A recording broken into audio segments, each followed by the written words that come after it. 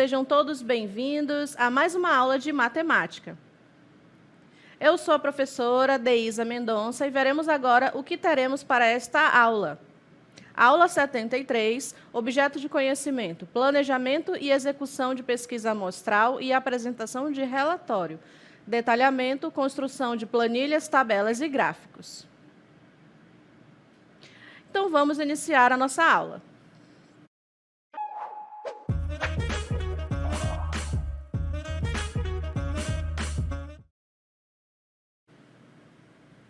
Muito bem, então, para iniciar a nossa aula, nós temos aqui uma pergunta, né? Quais as etapas de uma pesquisa amostral? Então, vou trazer aqui para vocês algumas etapas que são importantes quando a gente vai fazer uma pesquisa amostral. A primeira etapa seria aí definir um tema, né? Então, o tema seria aí o que você quer saber.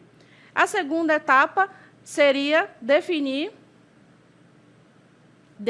a técnica de amostragem. Na técnica de amostragem, né, é como você vai selecionar uma parte representativa da população para responder à sua pesquisa. Você vai usar uma amostra probabilística ou uma amostra não probabilística? Qual a técnica de amostragem que você vai utilizar? Vai ser simples? Vai ser estratificada? Vai ser conglomerado? Então, nessa etapa, a gente decide sobre tudo isso.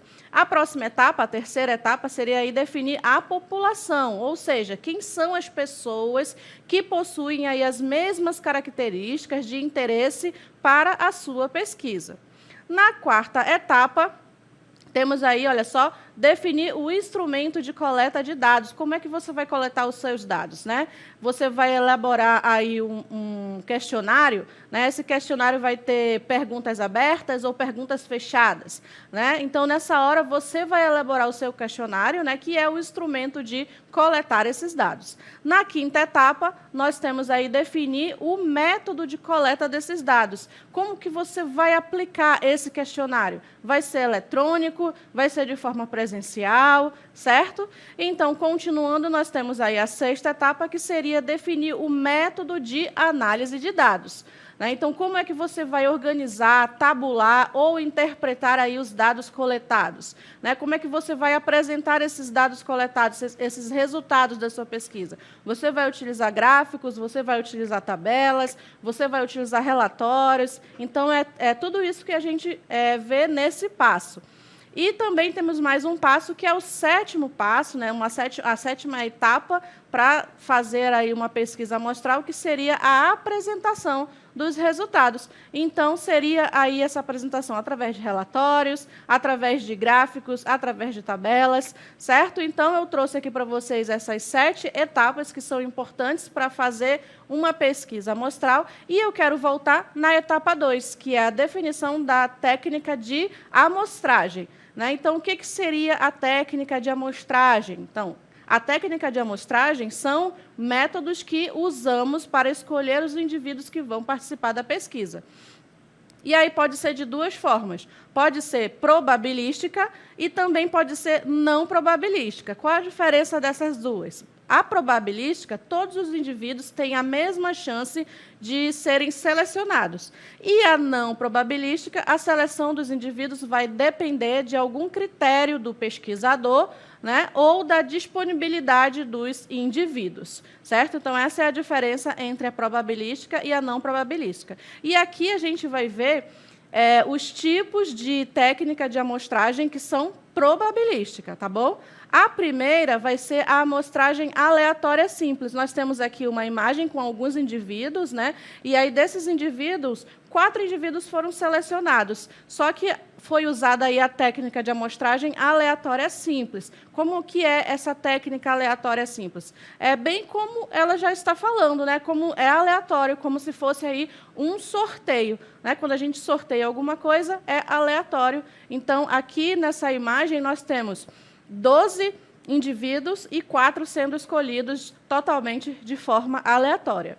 A segunda amostragem que eu quero trazer para vocês é a amostragem sistemática. A gente tem aqui, olha só, os indivíduos na parte de cima e 4 indivíduos escolhidos. Como que se dá essa escolha? Bem, essa amostragem sistemática, ela se dá seguindo um intervalo. Então, aqui a gente tem, a partir do segundo indivíduo, olha só, o segundo indivíduo lá está escolhido. A partir desse segundo indivíduo, a cada 3 é escolhido mais um indivíduo. Então, esse tipo de amostragem é uma amostragem sistemática. Se define o primeiro indivíduo, que aqui no caso foi aquele segundo indivíduo lá, ele foi escolhido. E a partir dele, a cada 3 indivíduos é escolhido mais um. Então, esse tipo de amostragem é aí a sistemática. Temos também a amostragem estratificada, né? Nós temos também ali os indivíduos, os 12 indivíduos, mas aí vocês podem verificar que eles estão separados ali por cores, né? Em cima tem aí 3 brancos, os 6 mais roxos e os 3 ali mais lilazinho clarinho, né? E aí, como é que se dá essa escolha? Bem, nessa amostragem estratificada, o que é feito? A escolha de indivíduo é feita por estratos. Então, como é que se dá isso? Esses estratos podem ser idade, renda, escolaridade, né? E aí o que eles fazem? Depois é escolhido uma amostra proporcional, né? Como foi feito aqui. Nesse exemplo, todos são separados por cores, como eu falei, e um é escolhido de cada grupo. Então, aqui, a gente pegou os 12 indivíduos e separamos por cores. Então, nessa estratificada, primeiramente é separado aí, né, por característica comum, e aqui a característica comum foi a cor, né? Então, separamos ali os brancos, os roxos e os lilás. Depois que a gente separa em estratos, né? Por isso que é estratificada, então é escolhido aí uma amostra proporcional. Então, ali da parte dos 3 indivíduos que estão de branco, foi escolhido 1. Dos 6 indivíduos aqui que estão de roxo, foram escolhidos 2. Por quê? Proporcional, né? De 3 escolheu 1, de 6 escolheu 2. E dos 3 lilás ali de baixo foi escolhido também mais 1. Então, os 4 indivíduos escolhidos foram de forma proporcional, né? Depois de separar em estratos, ou seja, dividiu aí pela característica comum de cores, foi escolhido aí um indivíduo de cada grupo de forma proporcional. Então, essa é a amostragem estratificada. Também temos aí a amostragem que é conglomerado, né? Então, no conglomerado, a população é dividida em grupos que sejam diferentes entre si. Então, podem ver que ali a gente tem divisão de 2 indivíduos em cada grupo, né? Temos 6 grupos, com 2 indivíduos cada. E vocês podem ver que eles estão de forma colorida, né? Tem um branco com roxo, um lilás com roxo, 2 roxos juntos. Então, eles têm características diferentes. Então, primeiro, aí no conglomerado, são divididos grupos diferentes, né? Mas aí essa diferença tem uma coisa em comum. Por exemplo, todos os bairros, todos do mesmo bairro, todos da mesma escola, todos da mesma cidade. Então, são divididos esses grupos, né, mesmo que sejam com indivíduos de características diferentes. E depois que tem essa divisão, de cada grupo dividido, vai ser escolhido aí aleatoriamente um grupo e todos os indivíduos desse grupo vão ser entrevistados. Então, digamos, aqui na nossa imagem, foi escolhido aqui esse primeiro grupo de lilás e roxo, e aí esse grupo foi escolhido e os 2 indivíduos vão ser entrevistados. O segundo grupo escolhido aqui foi esse roxo e branco, e o grupo todo é entrevistado. Então, o indivíduo que está de roxo, o indivíduo que está de branco, também é entrevistado, certo? Então, esses são os tipos de amostragem. E agora a gente vai ver um exemplo de pesquisa amostral. Então, olha só, um exemplo de pesquisa amostral, a gente precisa, lembra que eu falei? Tem que definir um tema, né? Então, eu coloquei aqui um exemplo, esse tema, o tempo de deslocamento diário. Ou seja, eu peguei aqui um exemplo de um indivíduo que sai de casa, vai para o trabalho e volta para casa. Então, eu escolhi esse tema. Aí, quem é a população que eu quero entrevistar, né? Que eu quero fazer a pesquisa? vai ser o conjunto dos pais ou responsáveis dos alunos das turmas de ensino fundamental das escolas do centro de Manaus. Então, eu defini a população. Eu que quero fazer a pesquisa com os pais ou responsáveis dos alunos das turmas de ensino fundamental, só que aí são escolas só do centro de Manaus. Então, vejam que eu estou separando aí por grupos, né? Grupos de pessoas diferentes, as escolas do centro de Manaus. Então, qual é a amostra? A amostra vão ser alguns pais ou responsáveis dos alunos, né? Porque a população é o conjunto de todos os pais, só que eu não vou poder fazer a pesquisa com todos, né? Então, dentro da população, eu tenho que escolher uma amostra. E essa amostra, eu escolhi aqui 50 pais, né? 50 pais ou responsáveis. E qual é a técnica de amostragem que eu vou usar? Conglomerado. Lembra? A gente viu que o conglomerado ele faz aí a divisão de grupos que tenham características diferentes, né? Então, a gente viu que pode ser a divisão por escolas, cidades, bairros, né? No caso aqui, esse grupo é o grupo de pais ou responsáveis das escolas que são do centro, né? Mais especificamente o ensino fundamental. E de dentro desses grupos, temos aqui 50 pais. E todos esses 50 vão ser entrevistados. E aí, o outro passo que eu mostrei para vocês é a elaboração do questionário, né? Então, eu vou pensar aqui de que forma eu vou organizar melhor esses dados. Então, eu vou elaborar uma pergunta com algumas opções de resposta. E se esse questionário ele tem opções de resposta, então, são perguntas fechadas, que significa o quê? Que eu vou escolher a opção de resposta, ela é fechada, eu não posso escrever qualquer coisa. Aí eu coloquei essa pergunta aqui no questionário. Quanto tempo você gasta em seu deslocamento diário? De casa, trabalho e casa. Aí é uma pergunta fechada, porque ou ele vai marcar aqui, ou aqui, ou aqui, ou aqui. Né? Não tem a opção de ele escrever outro tempo, né? Além desses que eu já selecionei aqui. E aí, continuando, depois que eu faço essa pergunta aí para os 50 pais da amostra, né, eu vou organizar os dados. E aí eu coloquei aqui essa organização de dados em tabela.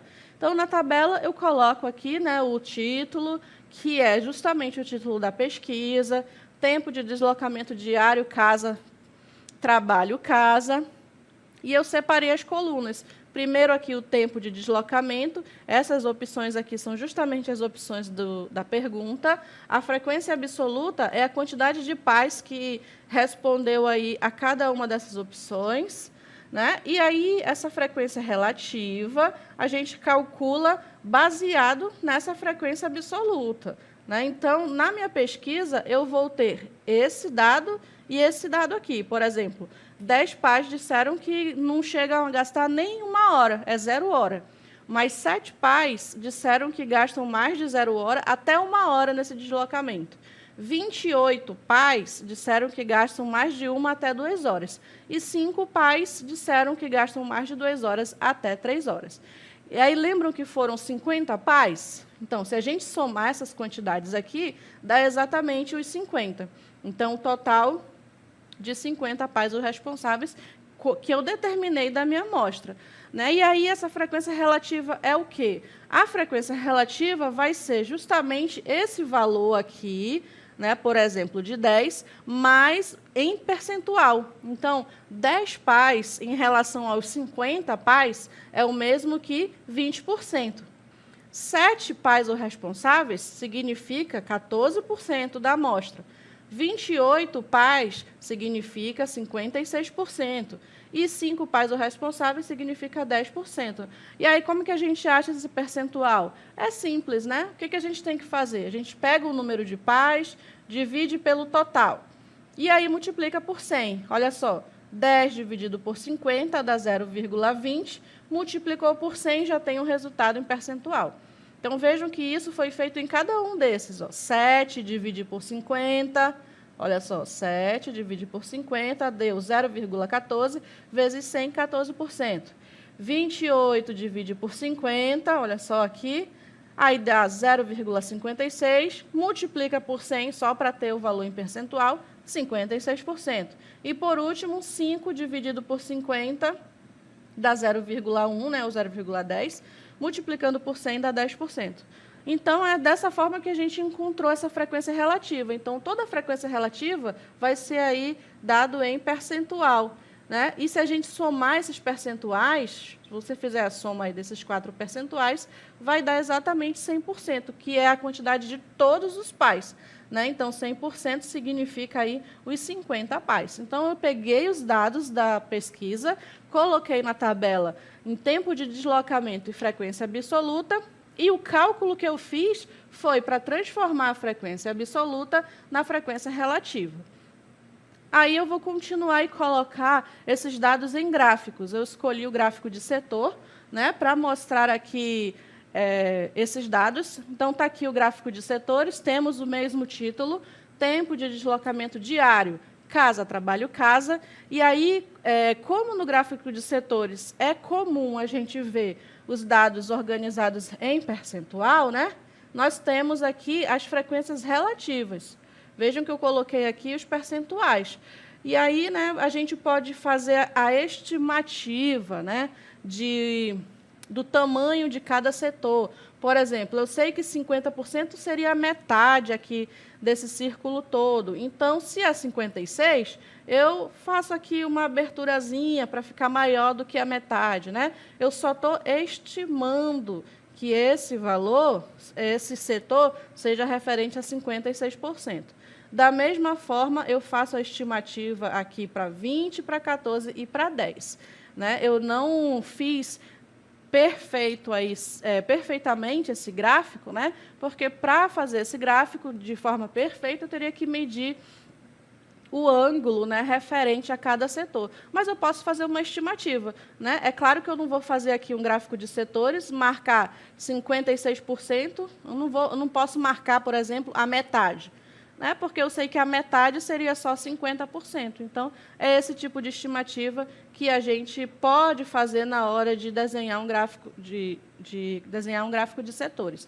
E aqui ao lado temos a legenda. Né? O amarelo é referente a 0 hora, o verdinho é referente a 0 até 1 hora, o rosinha de mais de 1 hora até 2 horas e o branco de mais de 2 até 3 horas. Então, significa que, por exemplo, 56%, que é a parte rosa, dos pais gasta mais de 1 hora, sendo que é até 2 horas, nesse deslocamento de casa, trabalho, casa, certo?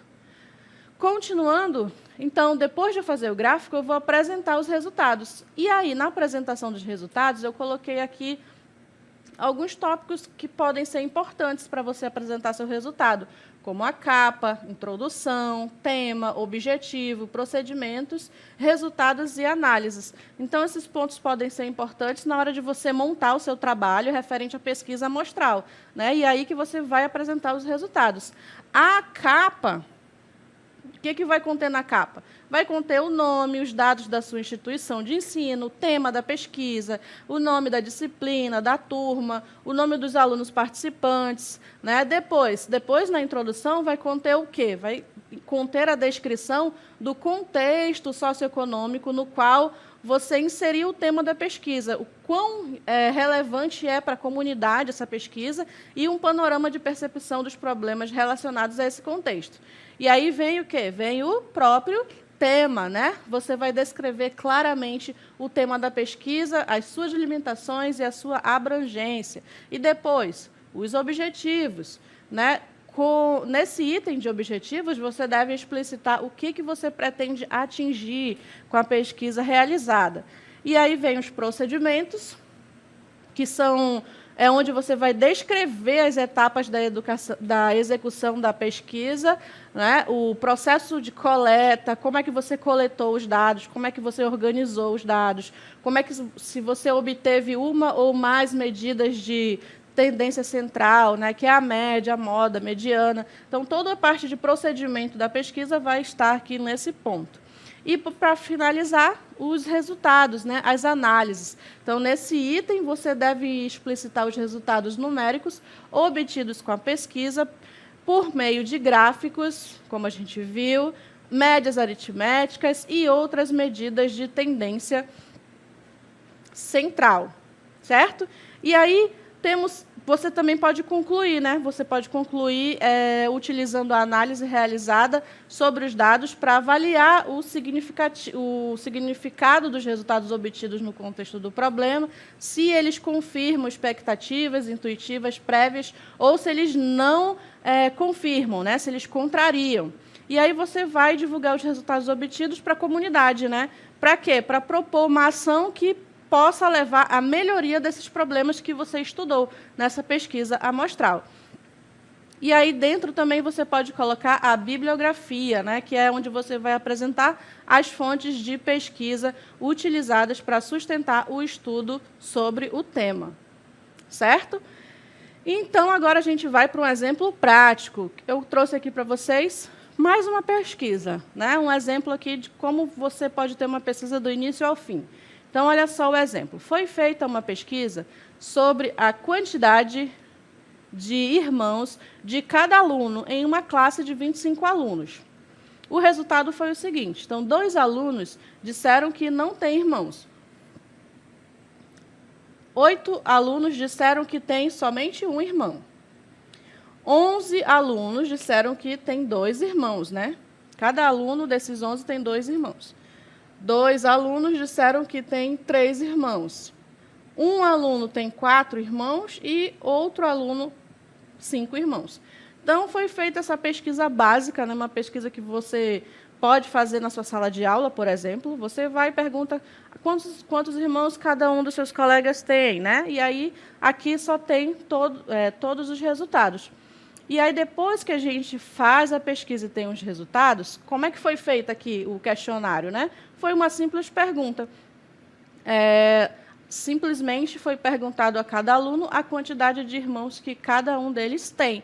Então, veja, foi uma pergunta aberta, porque as respostas aqui, ó, não tem 1, tem 2, tem 3, tem 4... Foi aberta aqui a opção de resposta. Eles poderiam responder literalmente a quantidade de irmãos que eles tinham.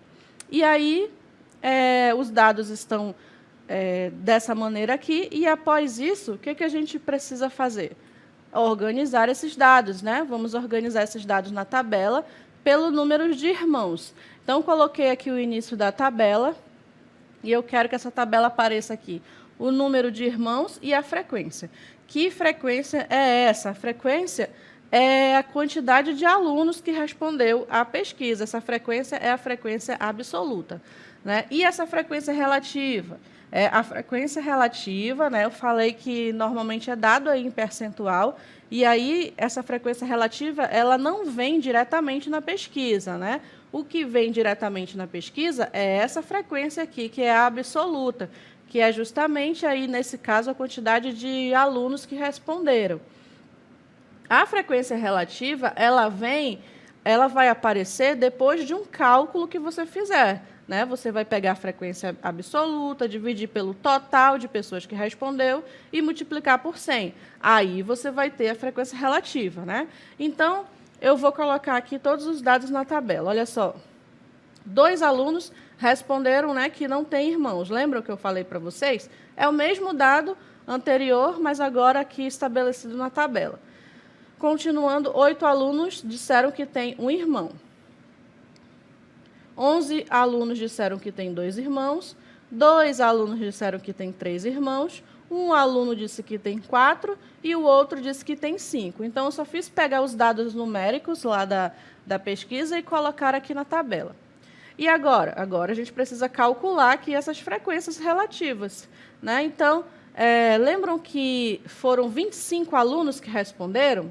Então, a frequência total aqui, absoluta, vai ser o 25. Se a gente fizer a soma aqui dessas quantidades, vai dar exatamente o 25.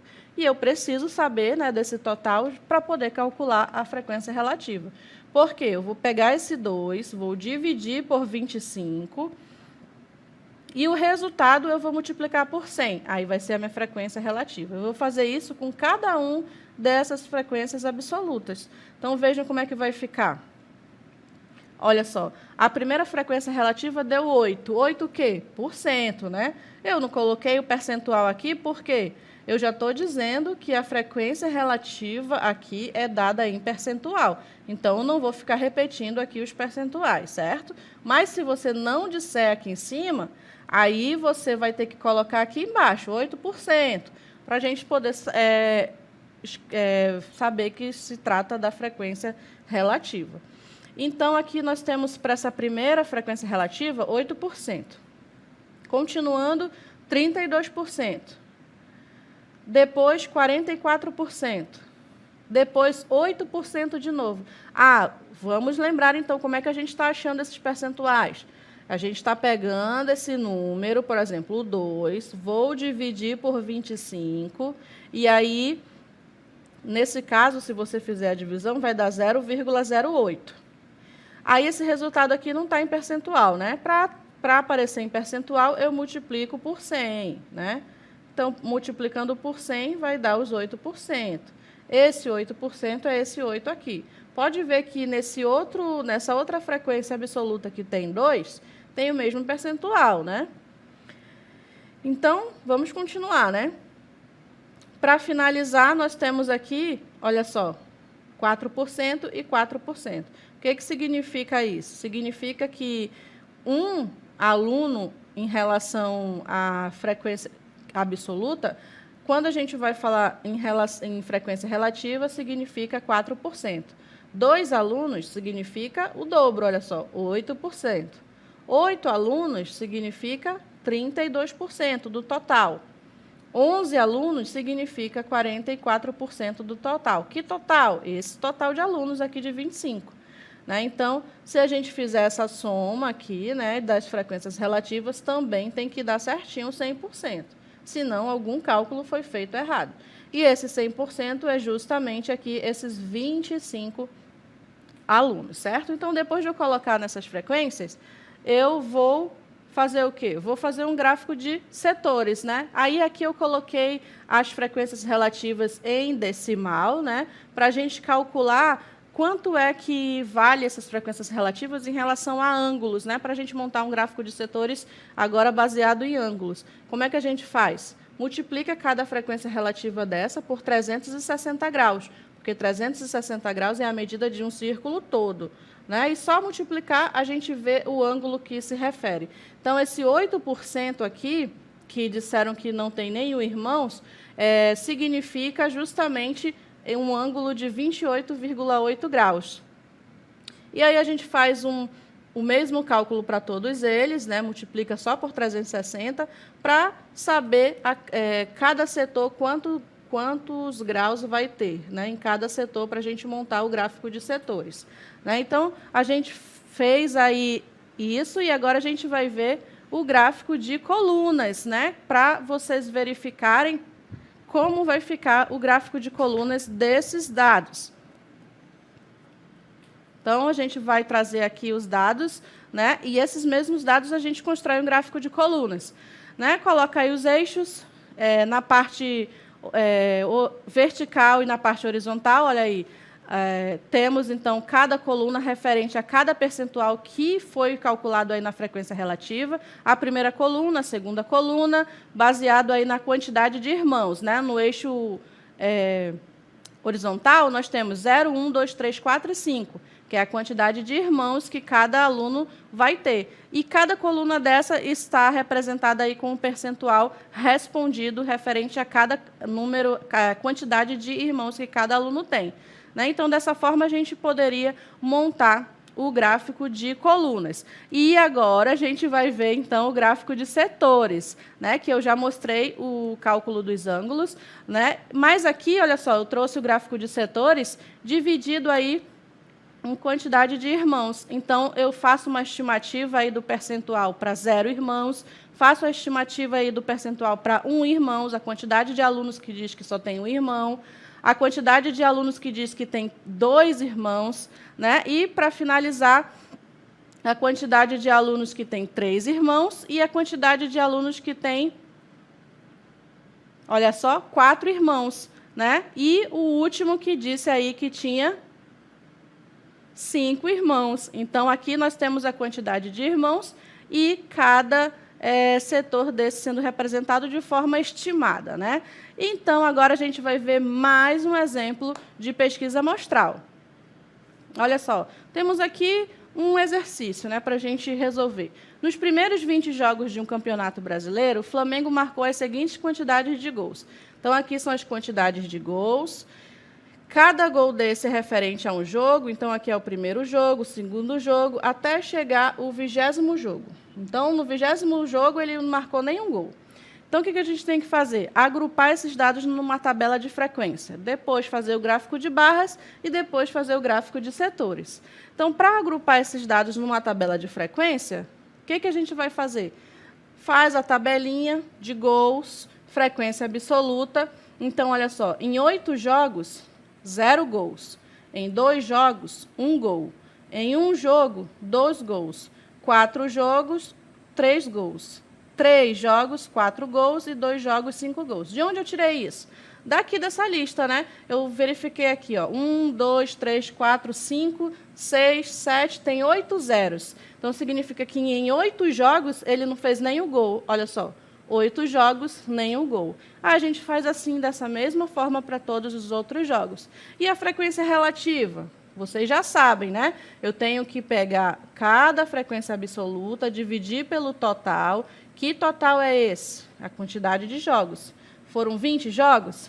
Então, eu vou dividir o 8 por 20, multiplico por 100, eu tenho a frequência relativa, que é dada em percentual. Então, aqui, cada valor desse é percentual referente ao total de 20 jogos. Se a gente somar todos esses percentuais, nós vamos ter 100%, que é referente aí a 20 jogos. Então, dessa forma, eu montei já a tabela com a frequência absoluta. O único cálculo mesmo que a gente tem que fazer é na frequência relativa, né? Mas é um cálculo bem simples. A letra B pedia para a gente colocar num gráfico de colunas, né? Ou barras, no caso aí, né? Nós temos, então, aqui no eixo horizontal, eu coloquei o número de gols, no eixo vertical, o número de jogos. E aqui, então, se é o número de gols, é de 0 a 5. E aí eu fiz a coluna referente a cada quantidade de gols. Olha, e de jogos, né? Aqui, ó, 8 jogos, nenhum gol. 2 jogos, 1 gol. E assim sucessivamente, até 2 jogos, 5 gols. Né? E, para finalizar, a letra C, gráfico de setores. Né? O que a gente faz? A gente também faz uma estimativa para montar esse gráfico de setores, e aí eu já usei aqui a parte em percentual, né? Aquela frequência relativa que a gente já tinha encontrado, a gente faz aí uma estimativa para desenhar cada setor. Se eu desenhei esse setor aqui 10%, o de 20% eu vou desenhar praticamente o dobro aí do 10%. Né? Então, faço uma estimativa para esse desenho. Né? E aqui nós temos a legenda, né, referente a cores e quantidade de gols. Então, nós temos aí respondido essa questão, né? E agora, então, a gente finaliza a nossa aula e encontro vocês numa próxima oportunidade.